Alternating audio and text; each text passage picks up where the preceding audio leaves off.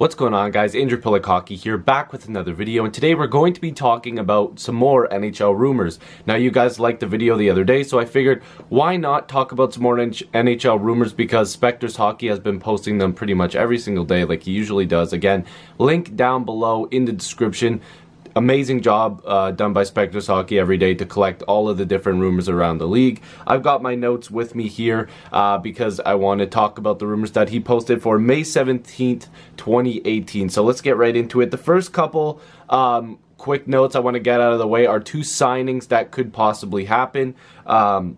Of course, the first one is Oliver Ekman Larsson from the Arizona Coyotes. Now, we do know that it's been discussed a little bit within the past couple days that he could be signing an 8-year extension with the Coyotes. Now, all the details obviously aren't out yet because he can't sign the deal yet. He's eligible to sign his extension July 1st because he still has 1 year left on his contract. So, yeah, if he signs the extension, it will be on July 1st. We'll probably get a lot more info as the days go on. And, of course, since it's not happening till July, there's still quite a bit of time for this to change. And, again, if the contract does get close, it'll probably be announced a couple days before July 1st, not by the team, but by the media. So we're not sure if it's going to happen, but this would clearly mean that teams that are looking to trade for him this offseason, or even look at him in free agency after this summer, or the following summer, not this one,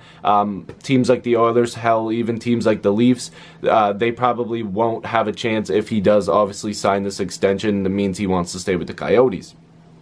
The next one is John Tavares. Now, there was a little bit of discussion between Elliot Friedman and Jeff Merrick, I believe, on the 31 Thoughts podcast about possibly John Tavares signing a short-term deal with a contending team. Now, this is not something that's being discussed as far as they know. This is just some possibilities that they were coming up with. Again, I just want to keep bringing up more about John Tavares as the days go on because, again, he is a UFA come July 1st, so if he doesn't sign with the Islanders, he will be able to sign with other teams and stuff like that. So they were thinking maybe he signs a short-term deal with a contending team. I don't think it'll happen, but again, it's something that they were just spitballing, coming up with an idea. And if it doesn't, or if it does happen, then I guess they had the right idea. But that was just something quick I wanted to get out of the way. The next one is regarding Robby Fabbri from the St. Louis Blues. Now, this is something else that Elliot Friedman brought up about general manager Doug Armstrong. Geez, I'm having trouble today talking. Apparently, the Ottawa Senators had some interest in Robby Fabbri last year. We do know that he's had some injury trouble. He hasn't been able to stay in the lineup, but he has showed promise. He can score goals. He can feed the puck. I mean, at one point at the World Juniors or the World Championships, I believe it was World Juniors, he was playing with Connor McDavid. So he obviously does have the talent, and when he was with the Blues, it still is, obviously, but he does have talent. It's just the injuries that are keeping him down. They're saying that basically, since the Blues could be in a bit of a transitioning period this offseason, they're still good even though they got rid of Stastny at the deadline, that they could be looking to trade maybe a younger forward to get better in other areas as well. And Fabbri might be a guy that they can get rid of. But he is a good forward. He could bring you back something pretty good because of the fact that he does have a lot of promise if he stays healthy. Again, Specters note here, this is what Specters Hockey put. Apparently, a lot of the chatter to do with the Blues and their trade options, I guess, was maybe Robert Thomas or Jordan Kyrou. But apparently he feels that GM Doug Armstrong thinks that those two could possibly crack the lineup next year. So Fabbri could be the expendable piece for the St. Louis Blues going forward. So again, this is just something that Elliot Friedman and Specters Hockey were just talking about. Obviously not together, but in separate pieces. But yeah, so that is a possibility for the St. Louis Blues. The next one that I wanted to talk about was Max Pacioretty. Now, I have brought up Pacioretty's name a billion times in the past because they're probably going to move him in this offseason. It's more of a possibility. It's more of a possibility to happen than it not happening. So I guess Elliot Friedman said that there was some interest from the Florida Panthers last season or month, like at the deadline or something like that. And the Canadians were looking at Vincent Trocheck as the guy coming back. And if they wanted to get that done. Apparently the Canadians, the Panthers said that was just too much. They weren't willing to give that up because they wanted more than just Trocheck. They wanted, or Trochet, is it? I think it's Trocheck. Again, I could be saying it wrong. I know him. It's just all these names going through my head. I seem to forget things.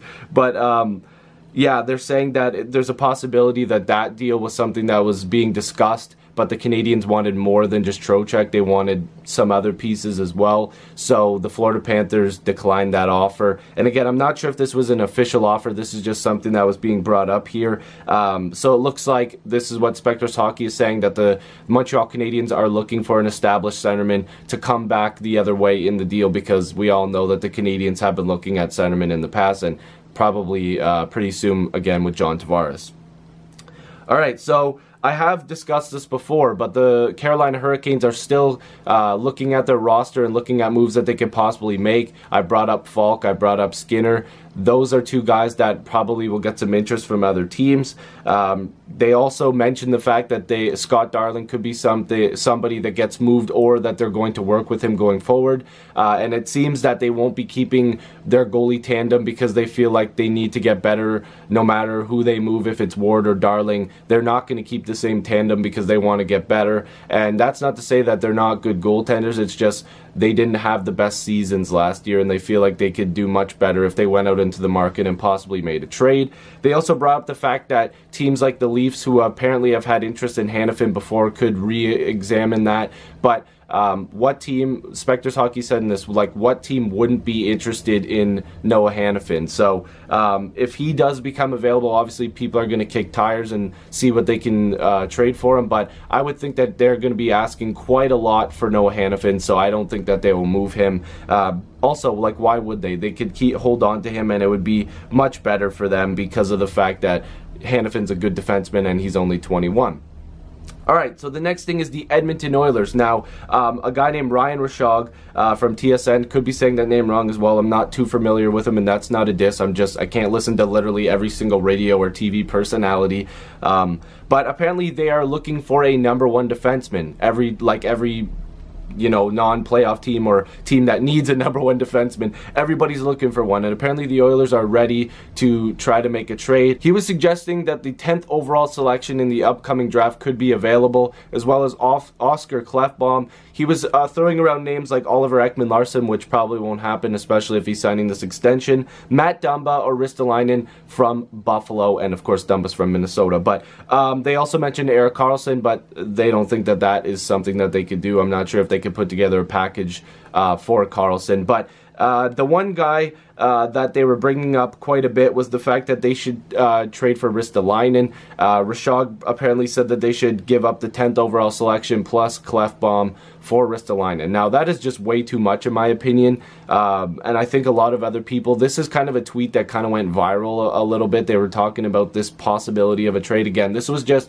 spitballing. I don't think that this is a legitimate offer. Again, I wouldn't put it past Chiarelli, and again, I'm sorry, I've been going after him a little bit lately, but I wouldn't put it past him to try to do a trade like this, even though it's just awful. But they were saying Staples, who is a Staples from TSN or something like that. Again, this is just, there's a bunch of names in here. Everybody's been talking about this, but they were bringing up Jacob Trouba as well. I feel like Trouba, if you were going to offer that package, you might even have to give up a little bit more, because apparently Winnipeg is going to be in some trouble when it comes to their cap room this year. So going after Trouba would be a little bit better. I know Ristolainen does have potential, and much like Dumba as well, but Trouba has shown a little bit more this far.